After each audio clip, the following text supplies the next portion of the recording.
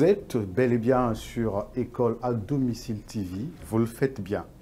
Dans Cercle éducatif aujourd'hui, nous découvrons une autre structure sous tutelle du MEPSA, du ministère de l'Enseignement primaire, secondaire et de l'alphabétisation. Il s'agit de la direction de l'orientation et des œuvres scolaires, dirigée jusqu'à ce jour par Gervais Stanis Makani. Bonjour, monsieur le directeur. Oui, bonjour, monsieur le journaliste. Alors, nous voulons savoir d'entrée de jeu, direction donc, de l'orientation et des œuvres scolaires, quelles en sont les missions? Ah, d'accord, merci, monsieur Fortuna. En ce qui concerne les missions de la DOS, elles sont multiples et variées.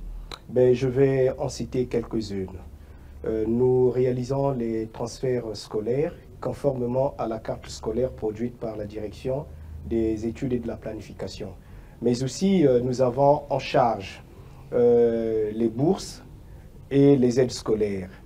Et également, nous veillons à l'hygiène, l'assainissement, ainsi que le suivi sanitaire en milieu scolaire. Tout comme nous avons aussi à veiller sur le fonctionnement régulier des internats. Parce que nous le savons que les enfants ont droit à la scolarité, mais il faudrait que ces enfants-là soient accompagnés. Et l'État a une partie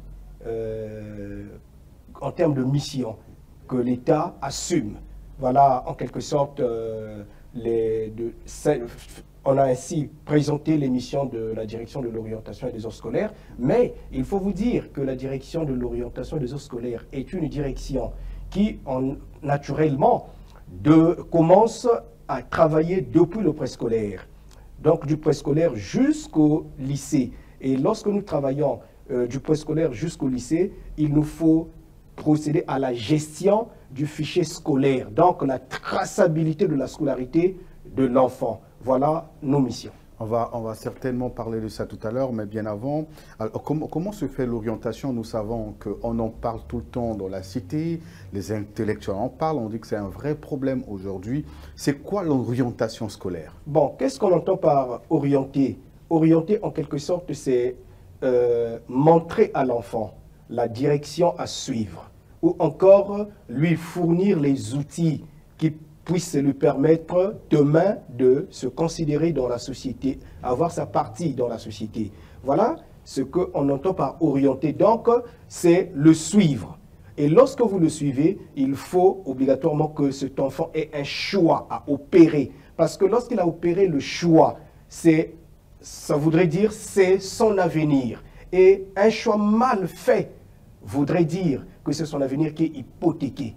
Donc, en termes simples, orienter, c'est en quelque sorte guider, diriger l'enfant. Mais il ne s'agit pas de se substituer au choix de l'enfant. Il faudrait que l'enfant s'engage seul.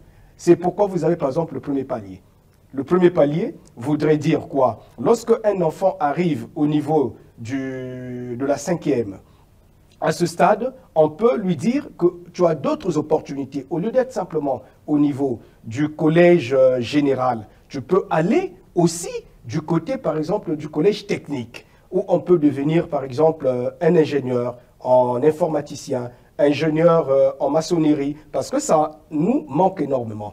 Mais aussi, il y a le deuxième palier à partir de la 3e. Un enfant qui satisfait au niveau de la 3e, on peut faire de sorte qu'il aille faire, par exemple, la seconde C ou la seconde A. Mais en fonction de ses aptitudes, quelqu'un qui fait bien les mathématiques, vous ne pouvez pas l'envoyer, par exemple, au niveau de la seconde A. Ce serait une manière de le mettre en difficulté parce qu'il est plus apte et plus compétent dans ce domaine. Tout comme, vice-versa, quelqu'un qui fait bien le français ou la philosophie, vous ne pouvez pas l'orienter en C, parce que là-bas, qu'est-ce qu'on ne dira pas de lui? Qu'il n'a pas réussi.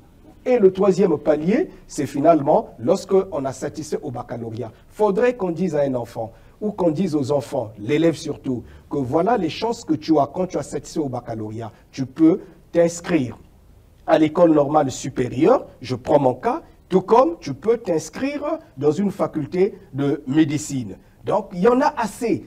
Le temps ne nous est pas aussi donné, car en fait, on aurait eu à développer, parce que c'est un cours. C'est un cours qui nous prendrait des heures entières. Voilà de façon détaillée ce qu'on entend par orienter quelqu'un. Vous l'avez dit certainement en termes très techniques, mais pour être clair, à quel moment commence l'orientation au niveau de MEPSA? À quel moment commence l'orientation au niveau du MEPSA? L'orientation commence à partir de la 5e. Un enfant qui satisfait en 6e pour aller en 5e, c'est de là que commence l'orientation chez nous. Parce que il y a les écoles. Je prends le cas par exemple le collège technique. Il y a le collège général. Un enfant peut, une fois satisfait qu'on appelle la composition premier, deuxième, troisième trimestre, tout de suite là peut aller au collège technique, tout comme il peut continuer avec l'aspect général. Mais il n'y a pas à penser que l'orientation s'arrête là. En fait, l'orientation, c'est quelque chose qui poursuit l'enfant chaque jour qu'il va à l'école. Il doit s'attendre qu'il est appelé à choisir. Il est appelé à opérer un choix judicieux responsable qui pourrait demain faire de lui quelqu'un qui se retrouve dans le choix qu'il a opéré. Parce que lorsqu'on impose à un enfant une volonté, c'est que l'enfant n'est pas capable de s'appliquer parce que ça devient comme un fardeau. Et quand ça devient un fardeau, c'est comme vous, M. Golali, il vous est, par exemple, demandé à ce que vous ne puissiez pas manger le sakasaka. Mais quelqu'un arrive à vous imposer, ça devient une contrainte. Vous ne faites pas à volonté, mais vous faites cela parce qu'à tout prix, vous voulez satisfaire quelqu'un. Voilà. Alors, quels sont les éléments qui vous permettent, vous, de juger les aptitudes de ces enfants, qui vous permettent, vous, d'orienter ces enfants? Quels sont les éléments? Les éléments, il y a à dire que c'est d'abord le travail de l'enfant. Le travail de l'enfant est consigné dans un document scolaire que nous appelons par exemple le bulletin ou encore le livret scolaire. Le livret scolaire nous renseigne parce que là-dedans, vous avez une stratification des matières. Vous avez par exemple un enfant qui fait bien les mathématiques. Vous savez déjà que celui-ci peut évidemment bien rendre en mathématiques.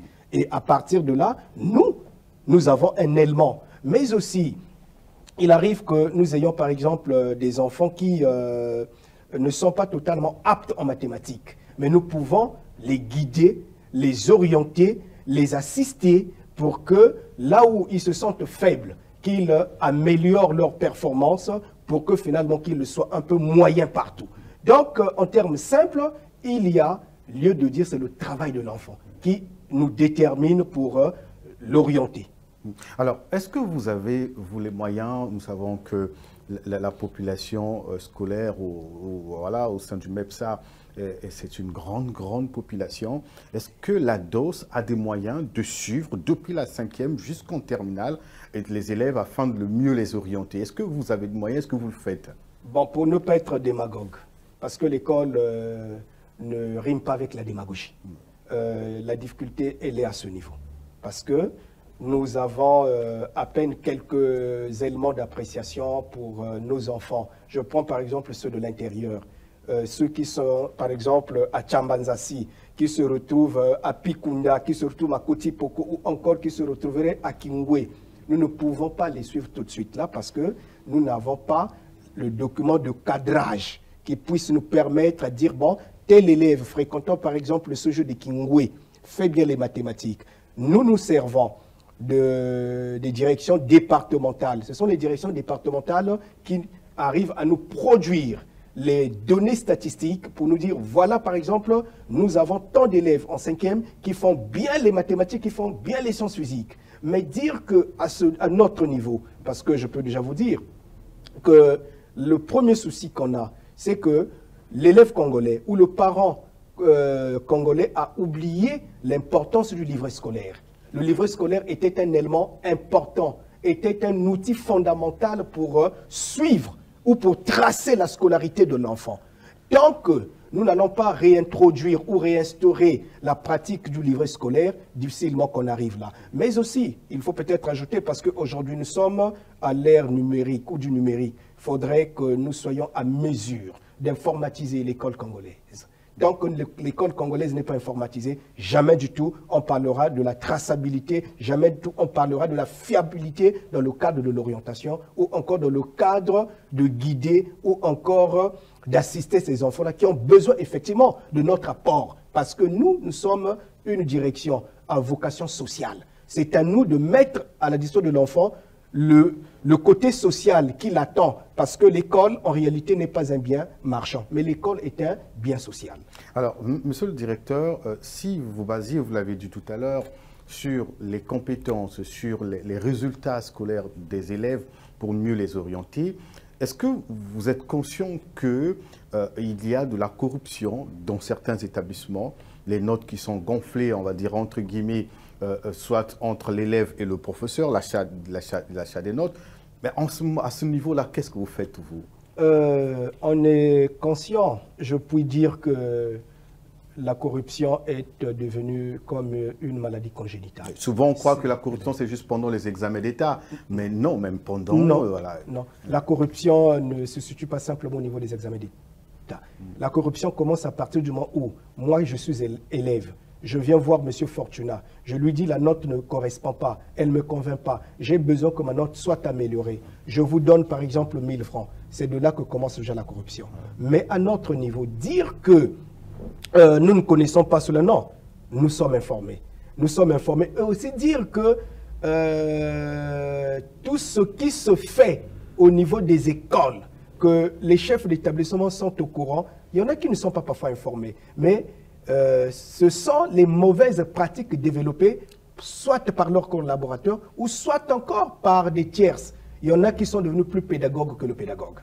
Ça, je vous le savez, monsieur Fortuna. Et lorsque eux, ils font comme ça, mais en réalité, nous ne pouvons pas, nous, aller toucher du doigt la réalité sur le terrain, parce qu'il faudrait qu'on ait les éléments pour nous dire, écoutez, au niveau, par exemple, du lycée Chaminade, il y a un phénomène qui s'est créé ou qui se crée. Et ce que vous pouvez mettre un terme à ça, c'est l'information d'abord. S'il n'y a pas l'information, impossible. On vous a vu il y a quelques jours à la télé, vous avez interpellé quelques fraudeurs. Comment cela s'est passé? En ce qui concerne les faussaires, je peux vous dire que c'est notre cheval de bataille. Pourquoi est-il cheval de bataille? Mais simplement parce que la corruption, comme monsieur le ministre est responsabilisé au niveau du ministère de l'enseignement primaire, secondaire et de l'alphabétisation. N'oubliez pas que monsieur le ministre Anatole Koné Makosso était d'abord au niveau de la jeunesse. Et au niveau de la jeunesse, il a battu un travail de fond. Et lorsqu'il arrive au niveau de l'enseignement, il se rend compte qu'il y a des pratiques qu'on pérennise. Les anti-valeurs sont devenues comme les valeurs. Et lui, il dit, je dois aller en guerre contre la fraude. Et nous aussi, qui sommes sous lui, sous l'œil vigilant de monsieur le directeur général de l'enseignement secondaire, il nous était donné mission de faire que chaque fois qu'il y a transfert à réaliser, que finalement ne puisse passer que des documents authentiques, des documents conformes. D'où, quand on est nommé en décembre 2019, nous en avons prescrit comme priorité de priorité. Pourquoi priorité de priorité? Parce que si nous n'étions pas formés convenablement, nous ne serions pas à mesure aujourd'hui de prendre la parole. Nous ne serons pas aussi capables de tenir tête. C'est pourquoi, quand on arrive au niveau de la direction de l'orientation des heures scolaires, je peux vous dire, c'est une poudrière. Je peux vous dire, c'est un volcan. Parce que nombreux se retrouvent derrière les faux actes scolaires. Et j'ai préféré mettre en place un logiciel. C'est ce logiciel-là qui, aujourd'hui, nous permet de mettre la main sur les faussaires, les fraudeurs. Vous allez vous interroger, mais comment vous vous êtes procuré ce logiciel? On a pensé qu'il faut innover. Les gens ne pensent qu'à innover que c'est apporter une machine ou encore créer une entreprise. Ça, c'est l'innovation. Ça s'arrête là. Non. Même lorsque vous apportez une idée novatrice, elle s'appelle innovation. D'où le logiciel qu'on a mis en place. Nous avons les résultats scolaires de tous les lycées de Brazzaville. Nous avons les résultats scolaires de tous les collèges de Brazzaville, version électronique format Excel. Lorsque un enfant vient solliciter le transfert chez nous à la DOS, nous mettons le nom, donc nous cliquons simplement, le nom sort. À supposer que cet enfant fréquentait le lycée Nganga-Édouard et qu'il soit né doublement ou encore qu'il s'est procuré des fausses pièces, automatiquement il y a une traçabilité qui nous renseigne que cet enfant n'était pas à l'école. Je prends un exemple simple. Ce n'est pas de la publicité pour cette école-là, mais je préfère dire une école privée. Quand vous êtes allé prendre les bulletins à ce niveau, automatiquement, on met la main sur vous, c'est que vous n'êtes pas élève de cette école privée, vous êtes élève de l'école Nganga-Édouard. Il y en a qui aussi ont occupé le terrain de l'école. Ceux qui sont devenus en quelque sorte les administrateurs de la fraude ou les gestionnaires au quotidien de la fraude. Ceux-là délivrent les fausses pièces aux enfants. Un enfant qui n'a pas satisfait, il devient admis parce qu'on lui a procuré ou il s'est procuré des faux bulletins, des faux actes scolaires.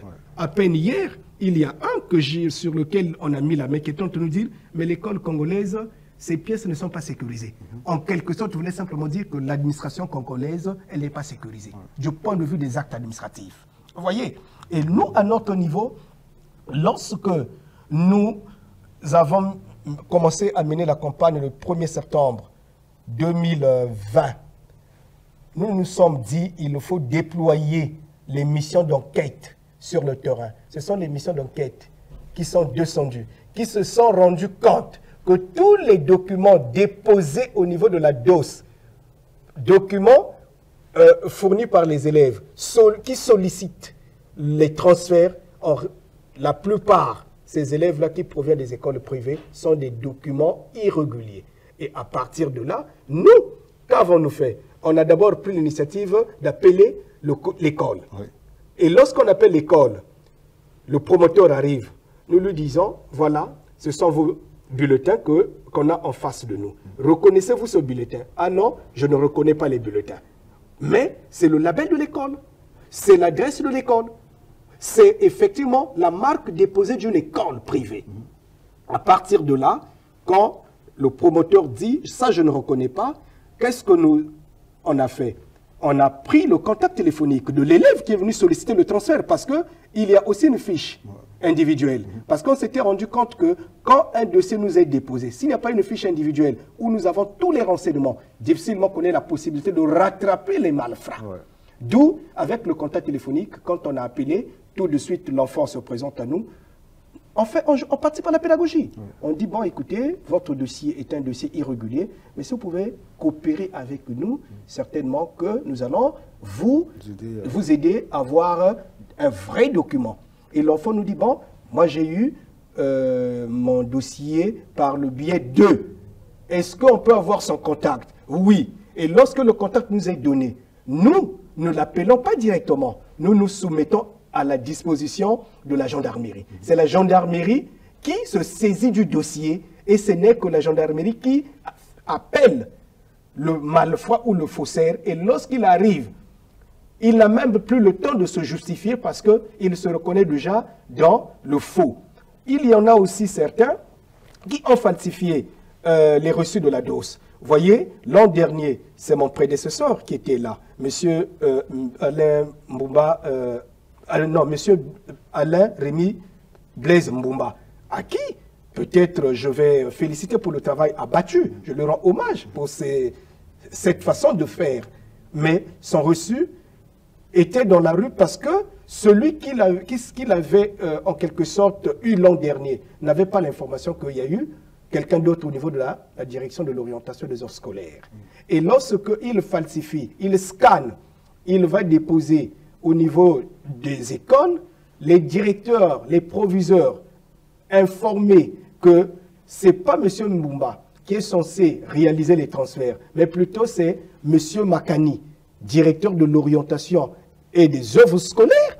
Ils m'ont appelé. Quand je suis arrivé, j'ai mis la main sur les reçus, j'ai demandé aux parents comment vous avez fait pour en avoir. Et ce sont les parents, effectivement, qui nous ont aussi donné la possibilité d'attraper tous ces malfrats qui aujourd'hui pensent que l'école est devenue pour eux un business. un moyen pour eux pour se frotter les mains, parce que eux, quand ils ont scanné un dossier ou ils ont falsifié le reçu, je peux vous dire, Monsieur Fortuna, ils ne prennent pas moins de 2500 que nous demandons à la DOS. Ils demandent 15 000, 20 000. Vous voyez? Et donc, ils se servent de l'école pour se procurer de l'argent sale. C'est pourquoi nous ne pouvons pas continuer à pérenniser cette mauvaise pratique-là, ou encore ces gens-là qui pensent que par l'école, ils peuvent construire les maisons, ou encore par l'école, ils peuvent s'acheter des biens. L'école est un cadre par excellence où on est censé former l'élite de demain, parce que demain, ce sont eux qui sont censés relever le défi du Congo. D'accord. Pour clore ce sujet, ce chapitre sur l'orientation, j'aimerais savoir, pour ceux qui nous suivent, les élèves qui nous suivent, à qui incombe la responsabilité de transfert? Est-ce que les établissements seuls peuvent le faire entre établissements, ou tout doit, et je dis bien doit, passer par la DOS? Bon, en ce qui concerne les transferts, nous avons le décret 515 du 29 décembre 2017. Vous avez l'arrêté 8267. Les missions sont reconnues dans le cadre des transferts. Les transferts ressortent de la compétence de la direction de l'orientation et des œuvres scolaires, notamment au niveau du service de l'orientation et de la scolarité. Voilà. Mais lorsque Monsieur le ministre Anatole Koliné Makosso avait compris que finalement, il y avait quand même une léthargie ou une lenteur dans le traitement des dossiers de transfert, il avait pris 2 notes de service fixant les modalités d'inscription et de transfert. Il y a les DDEPSA, donc les directions départementales de l'enseignement primaire, secondaire et de l'alphabétisation, qui peuvent transférer. Mais leurs transferts ne sont que des transferts de leur circonscription départementale. Mais le chef d'établissement n'a pas qualité de transférer. Le chef d'établissement, il délivre simplement les pièces, notamment l'attestation de fréquentation, l'attestation de niveau, le bulletin ou les bulletins scolaires et enfin le certificat de transfert. Et le transfert est réalisé par le directeur départemental. Mais une fois que le dossier lui est déposé, tant que le dossier ne lui est pas déposé ou fourni, lui, il ne peut pas aussi transférer. La même chose au niveau de la direction de l'orientation des offres scolaires. La direction de l'orientation des offres scolaires, pour transférer, s'appuie aussi bien sur les établissements, s'appuie aussi bien sur les directions départementales. Je prends un exemple simple. Les transferts interdépartementaux sont de la compétence de la direction de l'orientation et des œuvres scolaires. Mais pour éviter que les enfants qui sollicitent par exemple les transferts au niveau de l'intérieur, qu'ils viennent à Brazzaville, nous leur demandons de déposer les dossiers au niveau des directions départementales et les directions départementales nous font parvenir les dossiers et nous validons ou nous régularisons les dossiers. Et la compétence de la DOS, peut-être vous allez vous interroger, mais pourquoi la DOS a la même mise sur Brazzaville? Parce que le directeur départemental de Brazzaville peut transférer les enfants de Brazzaville.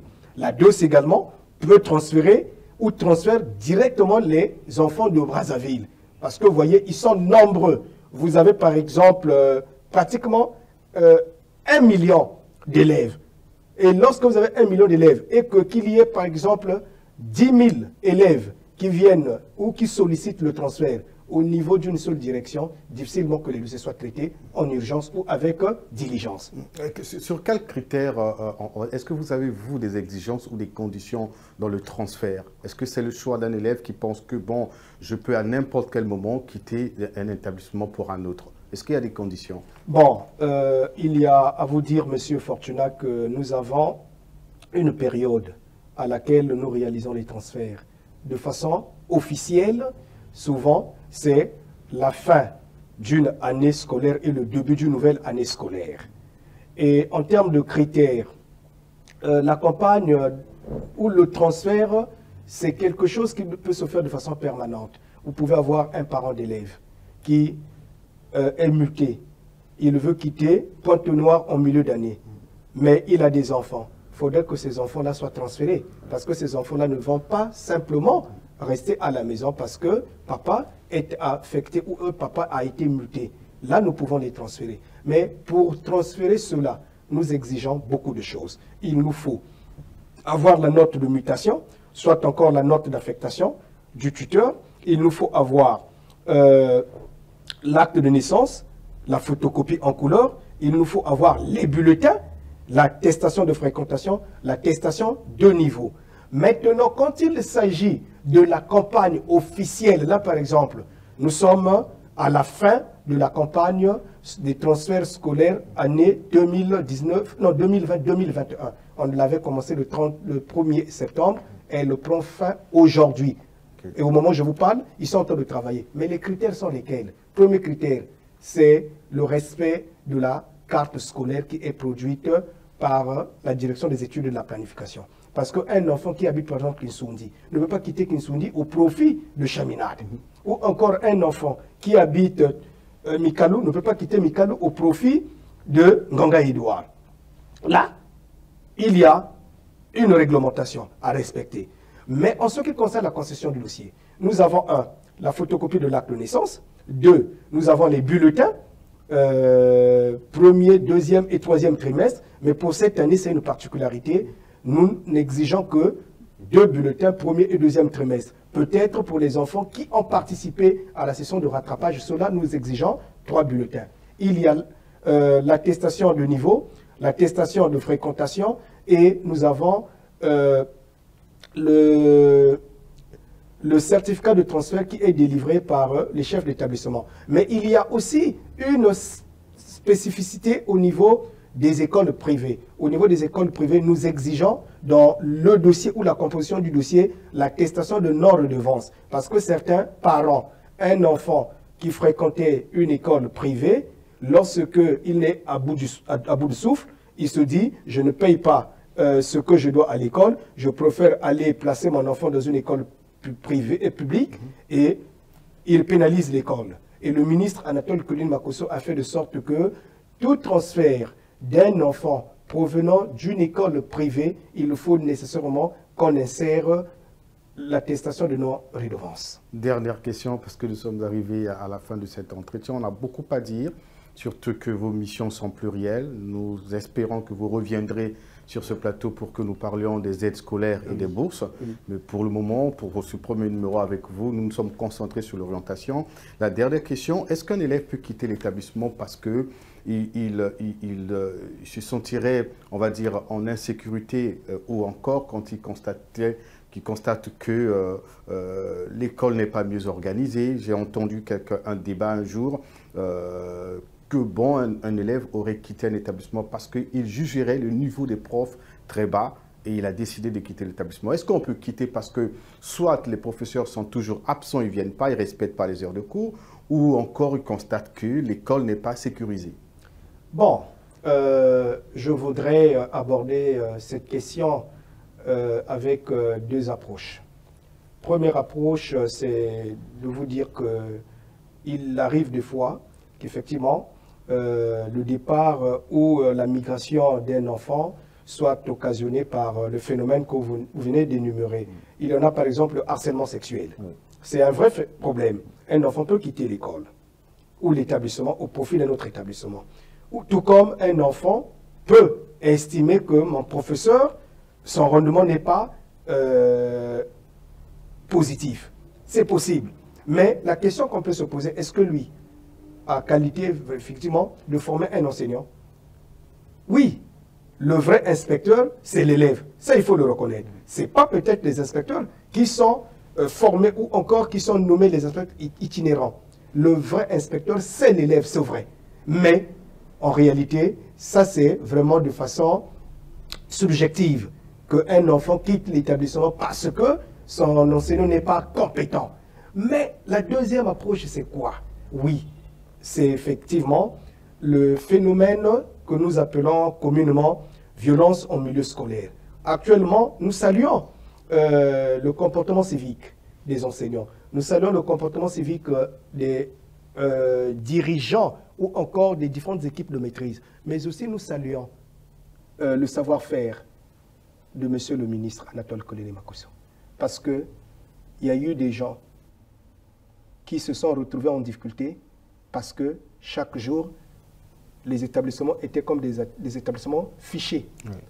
Je prends le cas du lycée Savorgnan, qui avait toujours des contradictions avec le lycée technique premier main. Oui.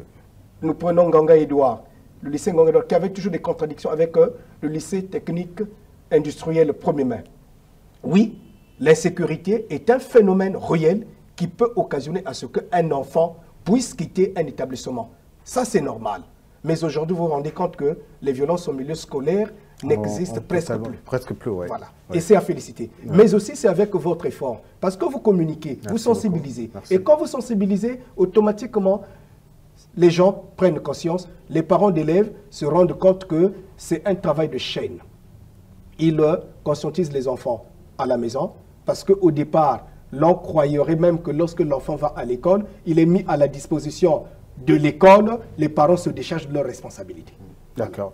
Merci, monsieur le directeur. Nous vous rappelons que dans le cercle éducatif, nous avons voulu découvrir les missions de la direction de l'orientation et des œuvres scolaires, gérée aujourd'hui par Gervais Stanis Makani, que nous avons reçu dans cette émission. Monsieur le directeur, nous vous disons merci, mais avant de nous séparer, dites un mot à l'endroit des téléspectateurs, donc des parents d'élèves, des élèves et même des enseignants qui vous suivent. Merci, monsieur le journaliste. En réalité, le dernier mot, c'est d'abord vous dire merci. Étant entendu que vous nous offrez là le plateau et la possibilité de communiquer. Parce que vous voyez, l'orientation scolaire est un maillon important dans la vie d'un enfant. Mais lorsque nous n'allons pas organiser les campagnes d'orientation, l'enfant va aller dans tous les sens. C'est pourquoi je demande aux parents de veiller à la scolarité des enfants. Ça leur permettra à ce qu'ils soient informés au quotidien. 2, ça leur permettra à ce que finalement qu'ils soient en contact entre l'école ou encore qu'ils soient au milieu. L'école, l'enfant, ils sont au milieu. Ça, c'est un aspect très important. Et aussi dire aux enseignants qu'ils ne baissent pas les armes. Bien au contraire, ils doivent s'armer de courage. Parce que ce qu'ils fournissent comme travail, c'est à féliciter. Il faut rendre hommage à ceux-là qui, nuit et jour, préparent les fiches, préparent les cours, qui arrivent même à sacrifier ou à céder une once de leur liberté.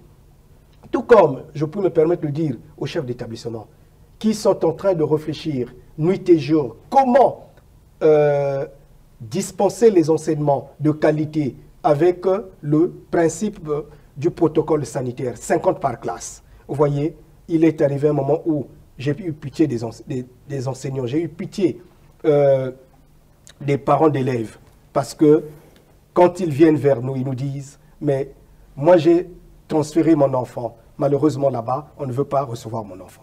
Et vous voyez, la scolarité est un droit inaliénable, c'est sacré par la loi 95, celle qui est dite loi martiale, mais aussi la constitution elle-même de notre pays.